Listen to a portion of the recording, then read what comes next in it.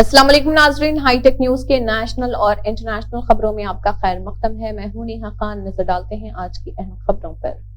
اسرائیلی افواج غزہ کے جنوب میں خان یونس شہر کا محاصرہ کر رہی 7 دنوں کی جنگ بندی کے بعد جمعے کے روز سے جاری جنگ کے دوسرے مرحلے میں خان یونس کا محاصرہ مکمل کیا گیا۔ اس امر کا اعلان اسرائیلی فوج کے اعلیٰ افسران نے کیا ہے۔ Chief of the general staff lieutenant general Herzi Halevi نے کہا ہے کہ ہماری افواج اب خان یونس کا محاصرہ کر رہی۔ یہ علاقہ غزہ کی پٹی کے جنوب میں ہے۔ اسرائیلی چیف آف جنرل سٹاف نے کہا ہے کہ ہم نے شمالی غزہ میں حماس کے کئی مضبوط مراکز کو محفوظ کر لیا ہے۔ اب ہم حماس کے جنوبی غزہ میں مضبوط مراکز کے خلاف سرگرم ہیں۔ واضح ہے کہ غزہ میں اسرائیلی جنگی طیاروں کے ہزاروں بموں کی مدد سے زمین پر اسرائیلی کارروائی کی راہ ہموار ہوئی ہے۔ برطانوی وزیراعظم رشی سوناک نے گزشتہ روز اسرائیل کے وزیراعظم بنجامن نیتن یاہو کے ساتھ فون پر بات کرتے ہوئے غزہ میں جنگ بندی کے خاتمے پر مایوسی کا اظہار کیا۔ ڈاؤننگ اسٹریٹ کے ترجمان نے کہا ہے کہ وزیراعظم نے اسرائیل کے وزیراعظم بنجامن نیتن یاہو سے بات کی۔ انہوں نے غزہ میں جنگ بندی کے خاتمے پر مایوسی کا اظہار کیا، جس سے یرغمالیوں کی رہائی ممکن ہو گئی۔ رہنماؤں نے بقایا تمام یرغمالیوں کی باحفاظت رہائی کو یقینی بنانے اور غزہ میں باقی ایماندہ برطانوی شہریوں کو جانے کی اجازت دینے کے لیے فوری کوششوں پر تبادلہ خیال کیا۔ سوناک کے ترجمان نے کہا ہے کہ برطانوی وزیراعظم نے اسرائیل پر زور دیا کہ وہ غزہ میں شہریوں کے تحفظ کے لیے زیادہ احتیاط برتیں اور انسانی ہمدردی کی بنیاد پر امداد کو فلسطینی علاقوں میں داخل ہونے کی اجازت دی جائے۔ بہوجن سماج پارٹی کی سربراہ مایاوتی نے بابا صاحب امبیڈکر بھیم راؤ امبیڈکر کو ان کی برسی کے موقع پر خراج عقیدت پیش کیا۔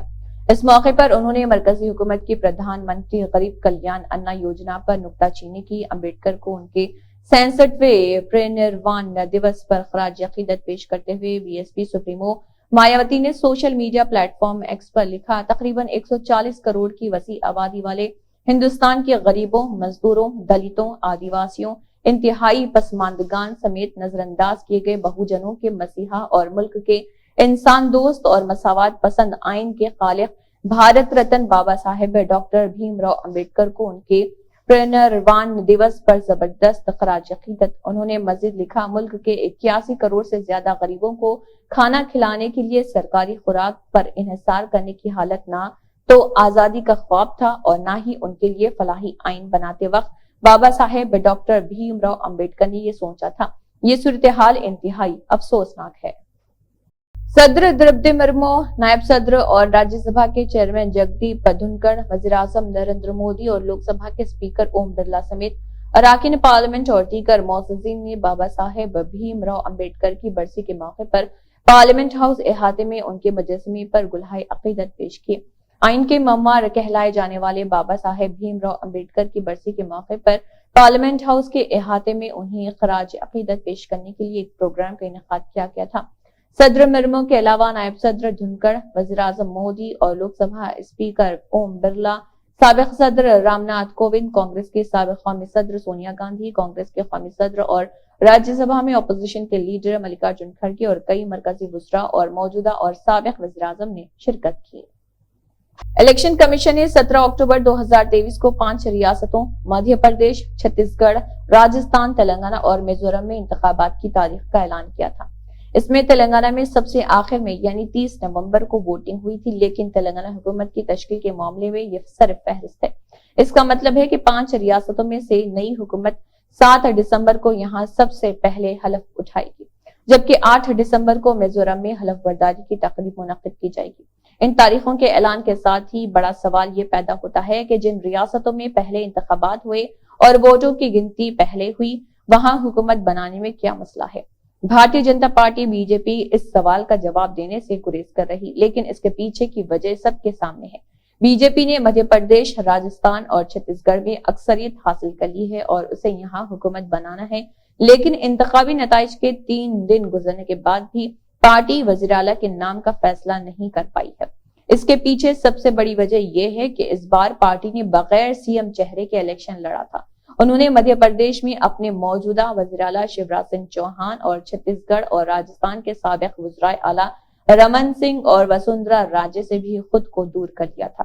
اس کا مطلب ہے کہ پارٹی انہیں وزیر اعلیٰ نہیں بنانا چاہتی۔ शेयर बाजार में जारी तेजी के दरमियान अरबपति ताजिर और अडानी ग्रुप के चेयरमैन गौतम अडानी की दौलत में जबरदस्त इजाफा हुआ है। गौतम अडानी की कुल मालियत में गुज़िश्ता हफ्ते 10 अरब बिलियन डॉलर का इजाफा हुआ है।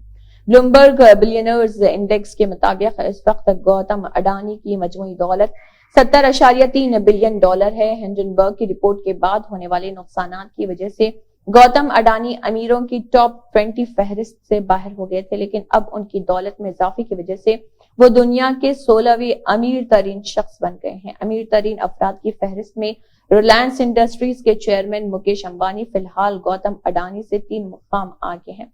मुकेश अंबानी 90.4 बिलियन डॉलर की दौलत के साथ इस फहरिस्त में 13वें नंबर पर हैं। US international development finance corporation के एक रिपोर्ट के बाद अडानी ग्रुप के शेयर्स में मंगल को 20% तक का इजाफा देखा गया था। डीएफसी की रिपोर्ट में कहा गया है कि हिंडनबर्ग रिसर्च की तरफ से ग्रुप के खिलाफ लगाए गए कॉर्पोरेट फ्रॉड के इल्जामात का कोई फर्क नहीं पड़ा। बाबरी मस्जिद इन्हदाम की 31वीं बरसी पर अयोध्या को किले में तब्दील कर दिया गया। शहर के दाखिली दरवाजों पर सिक्योरिटी बढ़ा दी गई थी। 4 व्हीलर और 2 व्हीलर गाड़ियों की तलाशी ली जा रही थी। इसके अलावा ज़ेर तामीर राम मंदिर इहाते के इर्द गिर्द पुलिस की भारी नफरी भी तैनात कर दी गई थी। रिपोर्ट के मुताबिक ये तमाम इंतजाम किसी भी किस्म की मुश्तबा सरगर्मियों से रोकने के लिए किए गए।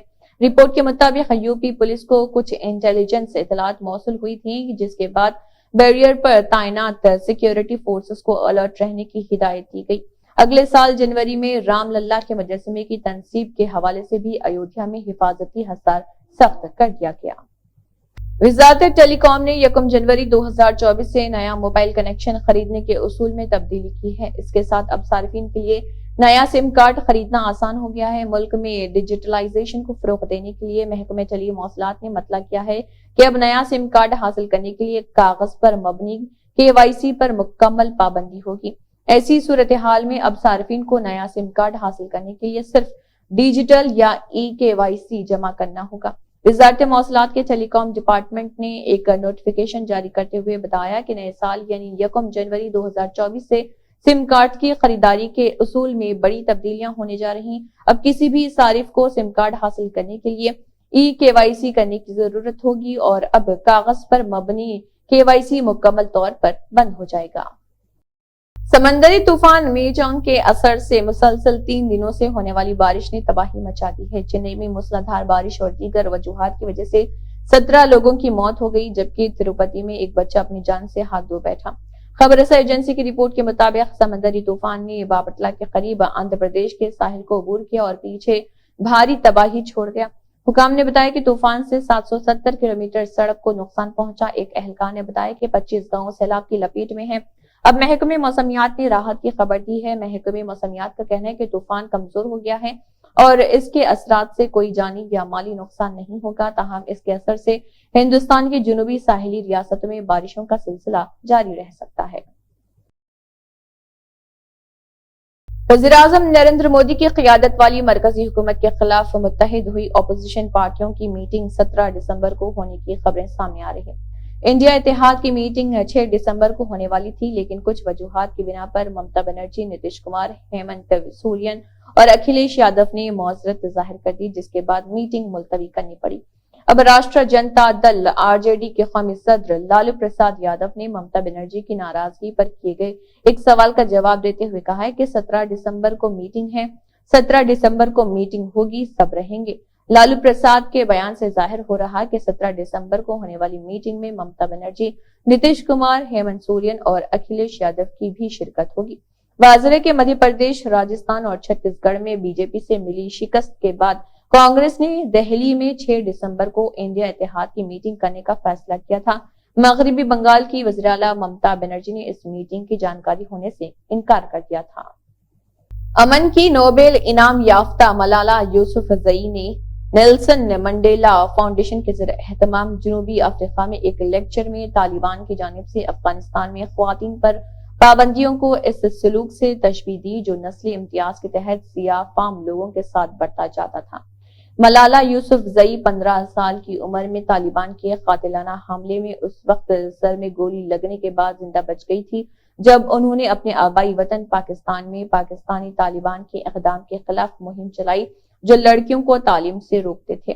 2014 میں امن کا نوبل انعام جیتنے کے بعد سے ملالہ یوسفزئی جو اب 26 سال کی ہیں، جبر و استبداد کا سامنا کرنے والی خواتین کی عزم و ہمت کی عالمی علامت بن چکی ہیں۔